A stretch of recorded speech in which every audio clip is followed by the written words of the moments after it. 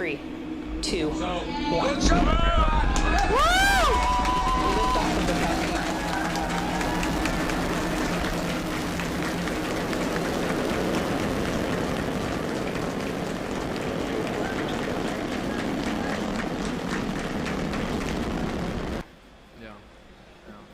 Wait, let me go.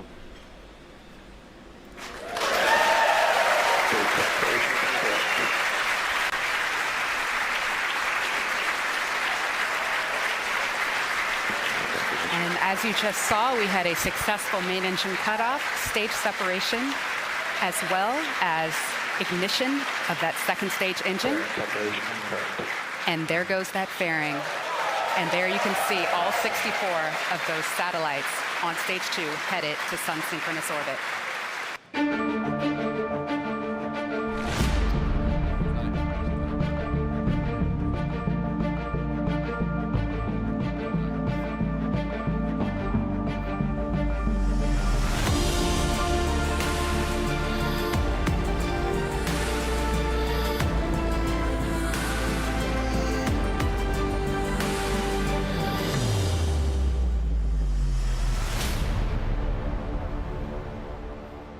Pretty impressive. So what we just saw, Pekka, was video recorded last night, Finnish time, from the Vandenberg Air Force Base in California near Los Angeles, where SpaceX launched their latest rocket that took into orbit the ICEYE X2 satellite. That's your second satellite that is now in orbit. So congratulations. Thanks. How does it feel? The makeup stuff did a good work. We stayed all up just last night. Yeah. You have to understand, these guys and ladies have been working on this satellite for, what, 2.5 years now? Yeah, it's been a while, yeah. And can you just imagine what it must feel like to have a product that you've created actually launched, not launch like in, normal tech speech, but actually get launched into orbit? I think that's just amazing. So it's a hard deadline. It's a really hard strict deadline. It's one deadline you can't miss. Well, tell us, what makes your satellite special? Right. Yeah. So this is our second satellite. It's a radar imaging satellite, and it's the second smallest radar imaging satellite in the world, because we also already launched this year earlier the smallest radar imaging satellite in the world. Yeah. With radar, what we can do is that we can take images through clouds and also in the nighttime. So this allows us to this is the sort of building block of the infrastructure that we're intending to build to sort of monitor the Earth at all times and in all conditions. Got it. And so let me get this straight. If we've got satellites up in the air, or up in orbit right now, they've been launched by various companies. Now, right now, over Helsinki, I was just coming in, and I could not see the sky. I could not see the stars. I couldn't even see the sun, because there's cloud cover. That's correct. So is your satellite able to see through that cloud cover into the area over here right now? Yes, that's true. Like, that's the whole point of why we wanted to build this imaging radar instrument, that we can see majority of the world actually being either dark or cloudy at any given time. So just to get to a business that you can actually reliably monitor anything, you have to have this type of a sensor.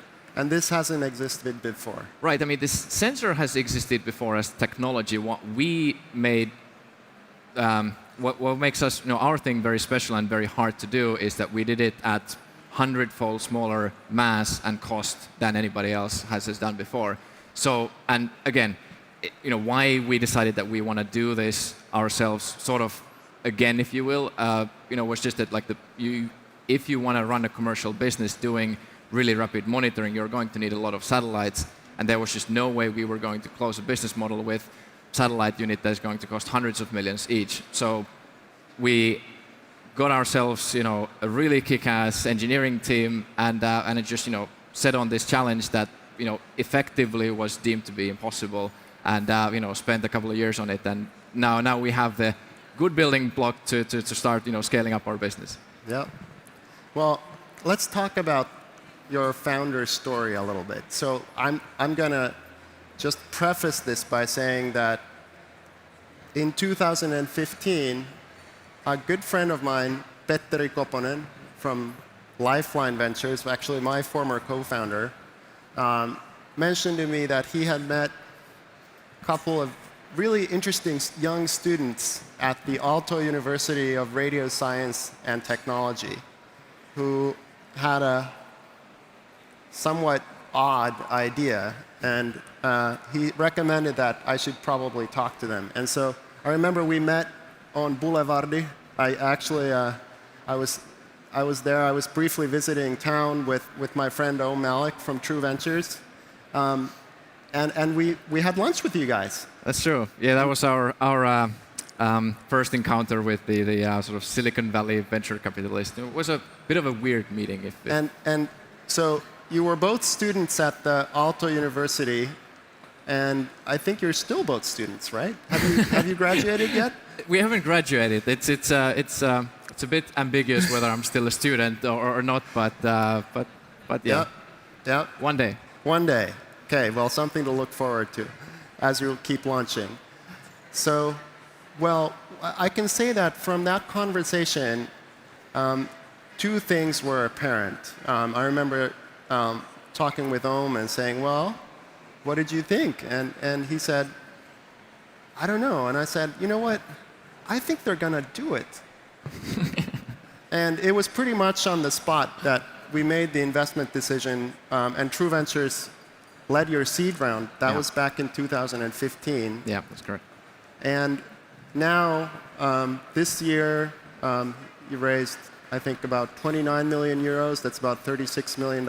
And in total, you've raised over $60 million so far. What do you see as the business here? Why are top-tier Silicon Valley VCs putting so much money into ICEYE? I think sort of the big vision that we're trying to do over here is sort of create another layer of Earth observation, so imaging from space that is sort of just as reliable and sort of like business usable as GPS is today. So a lot of companies are completely relying on using GPS as the backbone of an application, and there is this inherent trust that it's always going to be there. Right now there isn't a system that would provide you access to imaging, like to look at the things that don't have sensors on them. So what we really want to do is that we really want to make a system that allows you sort of to have access to understanding what's happening around you at any time and sort of like at all times, and make that so reliable that it's something that you can sort of use as your primary way of building applications. So it's really about the data that these satellites are able to generate. Oh yeah, absolutely. It's data and furthermore information. You can sort of like try and draw the line between. But so we are working towards a specific set of applications ourselves, and then there's of course like a host of other applications that we're working with partners. What's the most exciting application? Can you give us an example of somebody who uses the data that the satellites collect? Right. Yeah. So the name ICEYE comes from the idea of being able to monitor sea ice, and a sea ice doesn't have sensors on it by default. So like where your ship is, but you don't know what's happening around you. And in order to know that in real time, then you're going to need frequent enough monitoring, and you're going to be in areas where there's like little or no infrastructure otherwise to support an operation. So that's an example of a sort of an operational and safety that type of a use case. And then there's a lot of things related to kind of the frequency and an access of monitoring, let's say around natural disasters, where you really need to be on site quickly and continue the monitoring in a sort of human activity timescale, so that like you can have actionable information on what's happening. Well, just these past few weeks in San Francisco, the city's been covered with smoke because of the wildfires that have been caused by basically all of the land area around San Francisco being so dry because there hasn't been rain that large wildfires, which many of you may have seen footage of in the news, have been ablaze for weeks and have created so much smoke that I had to take my family out of San Francisco and ironically drive down to Los Angeles for the clean air. Now, that's an example of something that's clearly connected with climate change, with the warming of the climate. And it's making our environment less and less stable and causing more and more of these kinds of extreme weather conditions that sometimes lead to catastrophic results. And this was one of the key reasons why it was such an easy thing to understand when we first heard you and your co-founder Rafal talk about what you plan to do, because it seemed so clearly connected with the kind of need that will only get stronger as we need to be more and more aware of how the environment around us is changing in real time. Can you tell me a little bit about how do you see the future? Right. So I guess the important thing that already is being done extremely well by space technology, and why sort of like the investment in science around space technology is extremely important, and the national space agencies are doing great, is the sort of macro level monitoring of the climate and macro level monitoring the effects of climate change, and then sort of like having a global objective understanding of the sort of long trends. But the one thing that like we can bring to this equation is really the sort of the short-term kind of tactical monitoring of really mitigating the effects over here. So we are now developing applications towards the sort of like event-based flood monitoring, so that like while a flood is happening, you need to know in time scale of hours how it is progressing, where is it, how deep is it, and where it's potentially going. And this is the type of thing that hasn't been done from space before, and this is really an area where we see that it's a huge impact in terms of saving property and saving lives, but how that translates into business is that there's this angle of the whole insurance industry working in this sort of tactical space of understanding damages in that specific event. So I think like we've found an angle where specifically a startup company or like a private company operating this type of capacity works really well. Whereas of course for the macro scale, it really needs to be done by sort of scientific and public effort, because that doesn't necessarily turn into a business case. Do you think that your data can actually help prevent catastrophes? Yeah, there's a few areas where we are working towards, for instance, being able to alert and prevent building collapses, infrastructure like bridges, dams, and so forth. With radar, you can do this thing that's called interferometry, where you can see like really millimeter level shifts in ground. And for us to be able to increase the sample size into just like days and sub-daily time series, like that really helps us to get to a place that again has not been done before and really can help to like literally save lives. Is there going to be a day when I can set up an ICEYE alert on my iPhone to alert me if something's happening to my property somewhere? Oh, I certainly hope so. I certainly hope so. All right, well, ping me when that's available, because I think I need that service. Give us 1-2 years, should be fine. Great. Well, what do you see when you look back, if speaking here to many other young entrepreneurs such as yourself, is there a key takeaway that you would share from your experience so far? I mean, it's really been a rapid ride. It feels like these 3 years, having just participated peripherally as a board member and investor, the company has just kind of exploded. It feels like a real substantial company and business now, walking into your new offices and seeing all the screens monitoring all this data coming in. I have a real job now. So. That's right. So what would you say as words of advice for other aspiring entrepreneurs? I guess like one of the sort of key lessons through the whole journey has been that like for us, I mean it's an extremely hard industry to be in, like building hardware first of all, and then building hardware for space, and then trying to solve sort of engineering problems that are sort of like just erring on the side of impossible to possible. I know. I remember. I mean, some of the people that I called up when I was doing diligence on ICEYE, just the experts were kind of shaking their heads and saying, that hasn't been done. We don't know. It's probably not possible. Yeah. So it's like given that it's like that's like the amount of challenge is like absolutely enormous.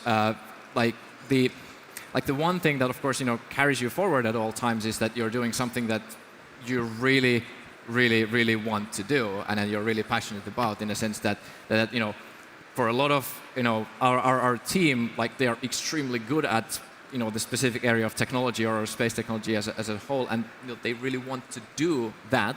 And like personally, I really want to sort of like see this come through, because like it's not going to be easy. So like really choosing an area that that if you're not gonna succeed in 1 year, you're gonna succeed in 5 years, and every one of those 5 years you have to work every single day very hard. So like is it going to be an area that when you're done with all this thing, you're like that's really what you want it to do. So just following that type of thinking really helps. Yeah, it's really about picking the problem that you want to work on, and picking that well.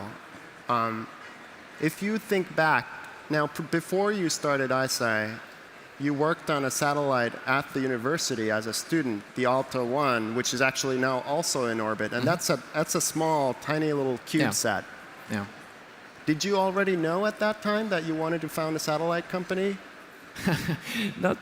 Not necessarily. It's a really funny question that like every once in a while we would get asked that like, so how did you decide that you're gonna launch satellites as your business? Like actually like for us it's sort of like flipping the question that we were already building satellites when we were studying. That was normal. And then how did we decide to start a business was the other question. And that's of course like hugely part of like now for us we were part of this Aalto satellite program that for us as students was already kind of normal that universities can do satellites. It wasn't necessarily very normal just a while ago. So like that's a sort of a bit of a lucky timing, of course. Yeah, I think that's true in the sense that space as an industry was dominated by large traditional aerospace companies. Yeah. And your timing, once again, timing here was key, because you happened to be working on cutting-edge technology in an area where it suddenly became possible to build a startup company that actually launches satellites into space, which really wasn't possible as a business earlier. Yeah, of course, like the story from satellites to building, there's this radar sensor that goes into that size of a satellite, that was the part that was sort of like, on the side of impossible. And that's, of course, like where it was hugely important for us to then be able to leverage the sort of, Finnish governmental financing, schemes to take us from like absolutely impossible 100% risk to like, only 98% risk. That's sort of like, in the sort of seed stage financing for the first crazy VCs. Yeah, and this is something that is shared probably by other frontier tech companies or business ideas as well, is that you originally got started with the help of government financing from Finland. Yeah.